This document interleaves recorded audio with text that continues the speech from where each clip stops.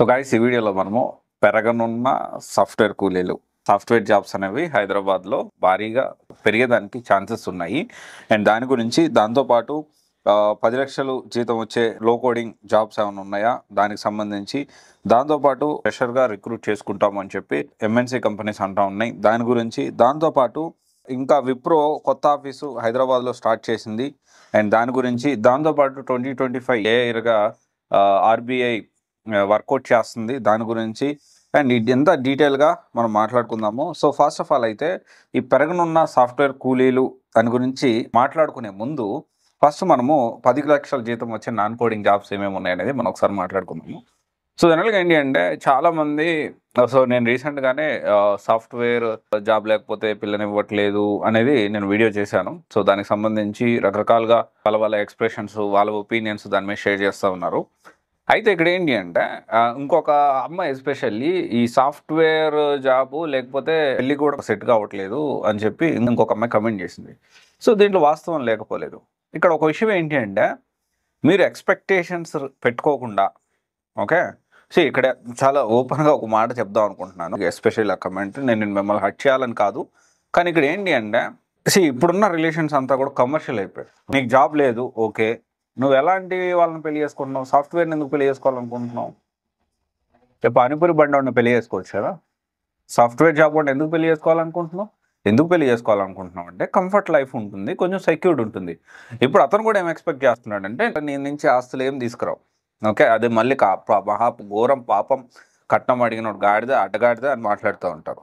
And నువ్వు వచ్చేటప్పుడు ఊపుకుంటూ వస్తూ విపరీతమైన ఎక్స్పెక్టేషన్స్ ఉంటాయి. అండ్ ఇప్పుడున్న జనరేషన్ చాలా వరకు ఇంట్లో పనులు చేయరు. అట్లీస్ట్ సరే ఇదంతా వదిలేసి నువ్వు జాబు నేను ఒక జాబ్ చేసుకుందాము, మన కంఫర్టబుల్ లైఫ్ ఉంటుంది కదా అంటే ఈ అమ్మాయిలు ఎవరైతే ఎక్స్పెక్టేషన్స్తో సాఫ్ట్వేర్ అయి ఉండాలి, మళ్ళీ ఆస్తులు కూడా ఉండాలి.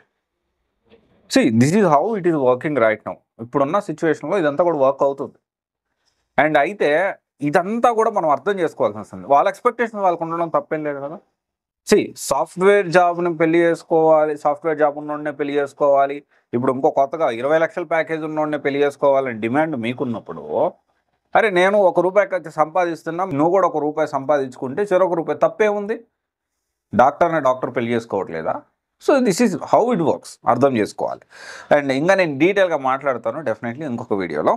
అయితే టాపిక్ డివియేట్ అవుతుంది. ఈ 10 లక్షలు జీతం వచ్చే లో కోడింగ్ చూసుకుంటే డిజిటల్ మార్కెటింగ్ అనేది డెఫినెట్లీ అసలు కోడింగ్ ఉండదు, జీరో కోడింగ్ ఉంటుంది. సో మినిమం ఒక 8 to 10 lakhs and freelance works మనం తెచ్చుకోగలిగితే సో ఇది డబుల్ అయ్యేది. అంటే మనం నెలకి 2 లక్షల నుంచి 3 లక్షలు సంపాదించుకునే దానికి పాసిబిలిటీ అనేది డిజిటల్ మార్కెటింగ్లో ఉంటుంది. తర్వాత వచ్చేసి డేటా అనలిస్ట్ కూడా లో కోడింగ్ కిందకి వస్తుంది, బట్ లిటిల్ బిట్ కోడింగ్ అవసరం పడుతుంది, జీరో కోడింగ్ అయితే కాదు.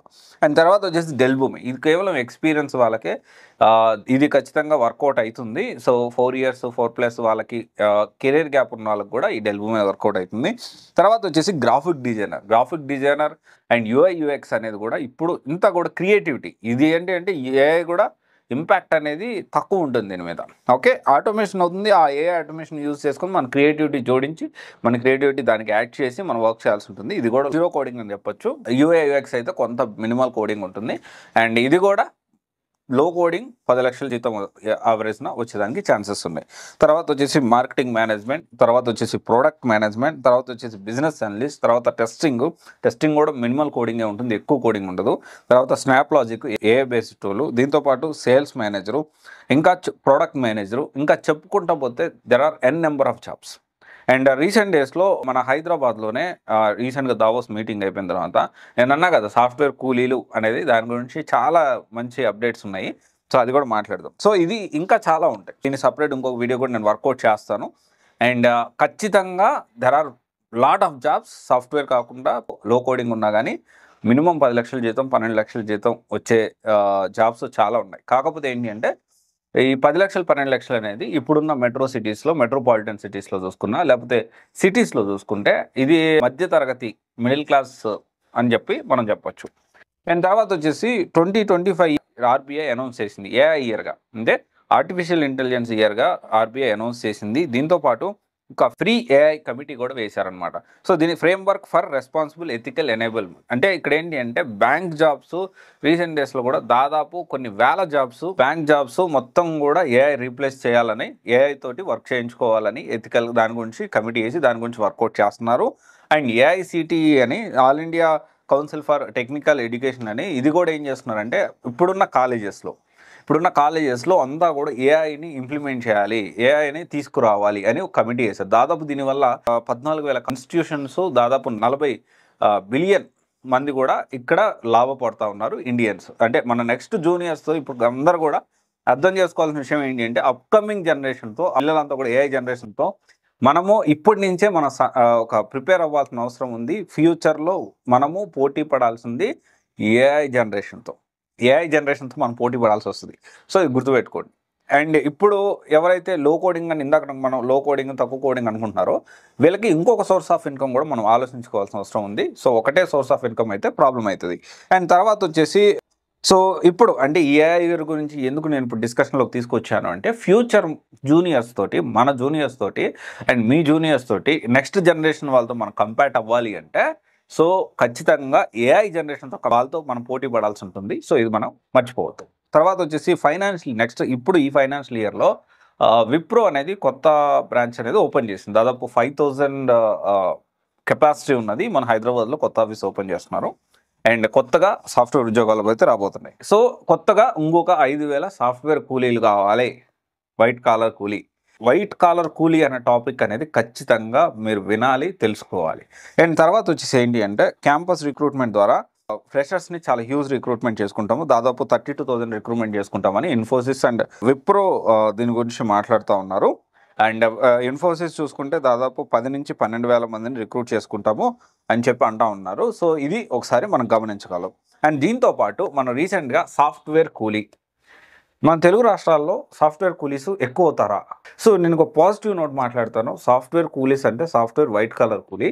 సో ఇది కొంచెం మనకి ఉద్యోగాలు అయితే వచ్చే కొద్దీ ఏఐ రిలేటెడ్ ఉద్యోగాలు and at the same time software కంపెనీస్లో మల్టిపుల్ వేరియస్ జాబ్స్ అనేవి మనకి పెరిగేదానికి ఛాన్సెస్ ఉన్నాయి. అండ్ ఆల్వేస్ నేను ఎప్పుడు కూడా చెప్తా ఉండేది అదే. సో ఏఐ వచ్చిందంటే AI will take over the jobs. అంటే ఏఐ మీద వర్క్ చేసే వాళ్ళు మన జాబ్స్ని తీసుకుంటారనే విషయం మనం మర్చిపోవద్దు.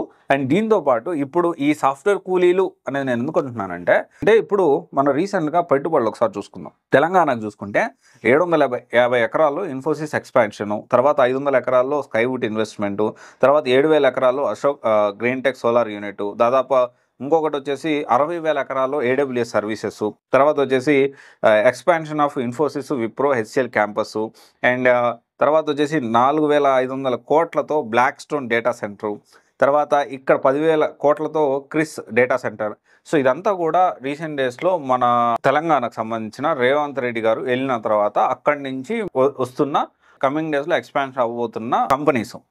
ఇక్కడ మనం అందరం అర్థం చేసుకోవాల్సిన విషయం ఏంటి అంటే కంపెనీస్ ఇక్కడ ఇండియాలో నేను ఐఎమ్ నాట్ టాకింగ్ పొలిటికల్గా నేను మాట్లాడట్లేదు. ఇక్కడ ఇండియాలో కమింగ్ డేస్లో మ్యాక్సిమం పీపుల్ సాఫ్ట్వేర్కే వర్క్ చేయబోతూ ఉన్నారు. అయితే వీళ్ళందరూ కూడా సాఫ్ట్వేర్ కూలీలాగా వర్క్ చేయాల్సిన అవసరం అంటే అలాంటి సిచ్యువేషన్స్ ఏర్పడుతున్నాయి. ఇక్కడ ఒక పాజిటివ్ నోట్ ఏంటి అంటే సాఫ్ట్వేర్ ఉద్యోగాలు అనేవి చాలా పెరుగుతాయి. ఈవెన్ ఆంధ్రాలో కూడా కాగ్నిజెంట్ అనేది ఆంధ్రాలో పెడుతున్నారు. అండ్ రీసెంట్ డేస్లో దానికి సంబంధించి హైదరాబాద్లో కాకుండా ఆంధ్రాలో పెడుతున్నారు. సో ఇక్కడ సాఫ్ట్వేర్ ఉద్యోగాలు తెలుగు రాష్ట్రాల్లో అండ్ ఇండియాలో చాలా పెరుగుతాయి. కానీ సాఫ్ట్వేర్ కూలీలు అంటే మనం వర్కర్స్ పెరిగిపోతూ ఉంటాం. చాలామంది సాధ్యమైనంత వరకు ఇనిషియల్ డేస్లో సాఫ్ట్వేర్ జాబ్తో మొదలైనప్పటికీ తర్వాత ట్రై చేయండి. అట్లీస్ట్ మీరు ట్రై చేసి ఏదైనా కంపెనీస్ ఎస్టాబ్లిష్ చేయడము, మీరే కొంతమందికి ఆపర్చునిటీ క్రియేట్ చేయడం. చాలామంది వరకు మాట్లాడతారు కానీ జాబ్ అనేది చాలామందికి బద్ధకం. వాళ్ళ దగ్గర టాలెంట్ ఉన్నా, వాళ్ళ దగ్గర కష్టపడే తెలివి ఉన్నా, కష్టపడే తత్వం ఉన్నా ఏంటి అంటే ఎందుకులే రిస్క్, ఏదో ఒక జాబు ఒక 10,000 ఉద్యోగం చేసుకుంటున్నాను, ఒక 20,000 ఉద్యోగం చేసుకుంటున్నా, లేదా ఒక ₹1,00,000 నెలకు సంపాదించుకుంటున్నా, నా జీతం నాకు వచ్చేస్తూ ఉందంటే ఎవరు రిస్క్ తీసుకుంటారు? ఎవరో ఒక రిస్క్ తీసుకుంటేనే కదా మీ జనరేషన్ మారేది. ఎంతకాలం ఈ సాఫ్ట్వేర్ కూలీలు సాఫ్ట్వేర్ జాబులు పెరుగుతున్నాయి కాదనట్లేదు, కానీ కూలీలా కాకుండా కంపెనీ ఓనర్స్ మనమే ఉండాలి. అనేది నా ఆలోచన అనమాట. నా సాధ్యమైనంత వరకు నా పరిధిలో నేను ఎంత రిస్క్ తీసుకుంటున్నాను, ఏం చేస్తున్నాను నాకు తెలుసు. నేను ఆల్రెడీ ఐఎమ్ డూయింగ్ ఇట్ నా సైడ్ నుంచి. నేను ఆల్రెడీ ఒక కంపెనీ ఎస్టాబ్లిష్ చేశాను. ఇంకో కంపెనీలో ఇన్వెస్ట్మెంట్ చేస్తున్నాను. ఇంకో కంపెనీలో ప్లాన్ చేసుకుంటున్నాను. నేను నా గురించి నేను వర్క్ చేసుకుంటున్నా, కొంత ఎంప్లాయ్మెంట్ క్రియేట్ చేయగలిగా. అట్లీస్ట్ ఒక ముగ్గురు నా దగ్గర ఉన్నా, నలుగురు నా దగ్గర ఉన్నా, 10 మంది నా దగ్గర పనిచేస్తున్నా, అట్లీస్ట్ ఐ క్రియేటెడ్ ఎంప్లాయ్మెంట్. ఆ 10 మంది ఎంప్లాయ్మెంట్ 10 మంది కదా, వాళ్ళ ఫ్యామిలీస్ని కూడా నేను అంటే బాధ్యతగా నేను వాళ్ళతో వర్క్ చేయించుకుంటూ నేను కూడా గ్రో అవుతున్నా. డెఫినెట్లీ నేను చాలా రిస్క్ తీసుకున్నా. ఇక్కడ సాఫ్ట్వేర్ కూలీలు పెరిగిపోతున్నారు. ఇది కొంచెం సర్కాస్టిక్ వేలో మీకు అర్థం అవ్వాలని చెప్తున్నాను. సాఫ్ట్వేర్ జాబ్స్ పెరుగుతున్నాయి. యాక్చువల్లీ సాఫ్ట్వేర్ జాబ్స్ చాలా హ్యూజ్గా పెరిగేదానికి ఛాన్సెస్ ఉన్నాయి. And thank you. This is Raj signing off.